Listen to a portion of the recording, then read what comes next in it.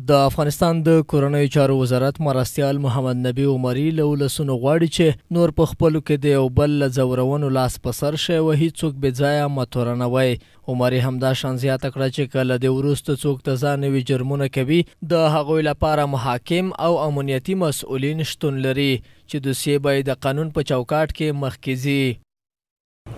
دا کوشش باید ونه کړو چې سهار یو سړی ځي ولسوالۍ ته پلانه حاجي صاحب داسې دی و هسې دی و داسې دی و هغه مسکین په دې داسې و هسې خبر هم نه وي. مازدیګر بیا بل حاجي صاحب ورځي هغه سهارنی هغې ته تخریبوي دا داسې دی و هسې دی. ګوره یو داسې دی و هسې و یو دی دا چې یو څوک څه و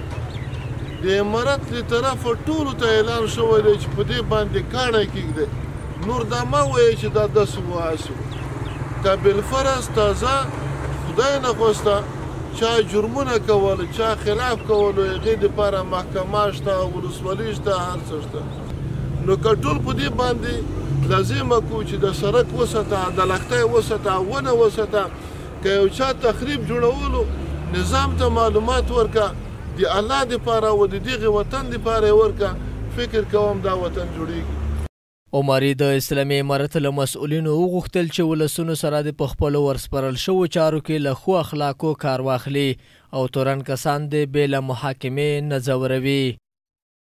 او د مسؤلینو نه مو دا غوښتنه ده هغوی ته پیشنهاد دی هدایات دي د امارت له طرفه چې ورونو یو څوک بې ځایه ونه ځوروئ یو څوک بې ځایه خفه نه کوئ بې عزته یې نه کوئ. خیر ده که په یو ځای کې خدای نخواسته چیرته مشکلات و چیرته بد اعمال او بد کړنې چا تر سره کولی ډېر په اخلاقو ډېر په انسانیت ډېر په ګذرا باندې هغه خلک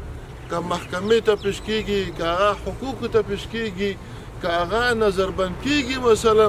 باید داسې یو چلند ونه شي چې هغه سبب د نفرت د موږ د خلکو دپاره وګرځي چې دغه د تا د امارت و د نظام نه په دې وجه نفرت کړی دی چې دلته وهل دي ټکول دي بې عزته کول دي خدای دې ونه کړي.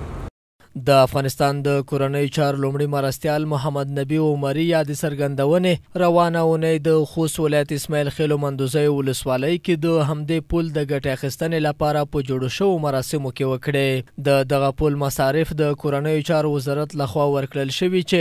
40 میلیونه افغانیو ته رسیږي.